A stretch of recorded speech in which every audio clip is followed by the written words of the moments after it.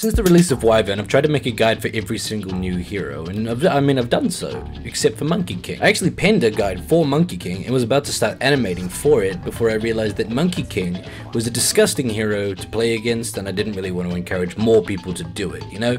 As well as simply making the people already doing it better at doing it. So I deleted it. What's weird is, I'm doing it now, when in reality, Monkey King hasn't really changed at all. It's just, people aren't really playing him as much. So, I mean, I think I'll be good. I actually liked MK from the start. I did that cheeky thing where you instantly pick a hero by using console commands to make sure you get them first in every game. It's a really good thing for new heroes when everybody's scrambling to get them. The command is Dota_select_hero space NPC_Dota_hero_ and then the name, so Monkey. And I had fun every single game that I got him every single game. His E was fun to stack on unsuspecting targets, and the unique ability to target and jump around in trees was by leaps and bounds one of my favorite pastimes in the game. The wins were irrelevant, dude. I mean, I could just jump from tree to tree all day. It's just, I always happen to win anyway. And that's not to toot my own horn and proclaim me as this amazing MK player.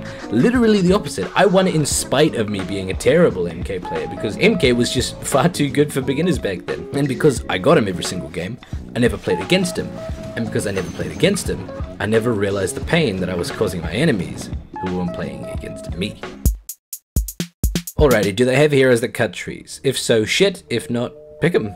If you want a little bit more in the way of elaboration, Monkey King's one of the sturdy pickups that work really well in any draft, bar maybe a draft going up against a team of 5 Timbersaws. He's like Vengeful Spirit or Gyrocopter, just sturdy and reliable, right? He is of course best against solo melee laners, especially if you run him safe lane. So that's what we'll do, we'll run him safe lane. He's good against Underlord, Abaddon, Axe, pretty much all of the standard melee offlaners. With Jingu Mastery and maybe an Orb of Venom, it's very hard not to get constant kills on them, and even if you're not doing that, you're just keeping them away from the lane. Under that is more melee heroes, I guess. Just melee heroes who don't offlane, but do man-fight. Like these guys. I mean, Jingu Mastery is one of the best man-fighting spells out there. Not only does it give you more damage, it also gives you lifesteal. At level 1. Who else has that so soon? I mean, Lifestealer? Maybe. Legion Commander and CK? No. I mean, they have a chance to lifesteal, and CK wouldn't actually get Chaos Strike level 1 anyway. But MK would get Jingu Mastery. And then under that are just heroes who don't have any DOTs, and so can't stop you from escaping onto a tree and out to freedom. There's not a lot of ways to really represent the lack of DOT, so just use your imaginations while I struggle to find a joke image to put here. On the flip side, if we can skip ahead past Bat, Timber, and Storm Spirit who just destroy all the trees all the time, the next tier down of counters to you are heroes that can man-fight you. Monkey King's above average, but he's not the best man-fighter, and is in fact beaten by the exact same heroes every typical man-fighter hero is countered by. These guys.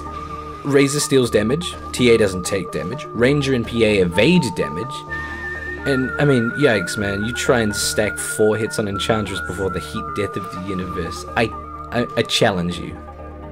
And then, of course, obviously, any monkey's weakness. Bananamancer. Here it is! You'll notice the weird times we level up ult, but hopefully the rest will make sense. I mean, it's pretty classic, right? Jingu Mastery maxed first, Boundless Strike interspersed, but let me delve a little deeper. Boundless Strike has a boundary of 12,000 units, so it's not really boundless now, is it? I mean, basically anyone who gets hit in a straight line will take an instant damage of 225% of Monkey King's current damage with a bit of a stun. These attacks can't miss, even if Monkey King is disarmed when casting it. It applies every attack modifier, just like a normal hit would, except for Cleave, which doesn't work at all. Remember those couple of days when it used to, and you could insta-gib someone if they happened to be standing behind 1 or 2 other units? I remember. And now I see why people might have had a problem with Monkey King. Every hero hit gains a count of Jingu Mastery, unless you already have the buff from a previous mastery, in which case you lose 1 charge in exchange for dealing all of that damage extra in your strike. And yes, even hitting 1,000 units, it'll only ever take up 1 mastery charge. This is why the enemy Monkey King keeps lifestealing 6,000 HP in one go, all of the time. Casting it does not bring you out of tree dance. Speaking of which, tree dance. Tree Downs is actually 2 spells. The other is Primal Spring, but it gains levels as you level up Tree Downs. So, you know, basically for absolutely no mana and only a 1.2 second cooldown, you can jump to a tree with a 1000 cast range. If you've taken hero damage anytime in the last 3 seconds, it's disabled, but other than that, you can just use it whenever you want. Once up there, you can gain something between ground vision and flying vision. I mean, technically it is flying vision, you're above everyone, but if the tree that you're on is in the low ground and there's a tree on the high ground near you, you can't actually see over it. It gets really confusing because each tree in the game has a different height associated to it, so the spell is really flimsy. You could be on the highest tree by like shape, but it's coded to be a smaller tree, and so you can't see over trees next to you that, I mean, in real life,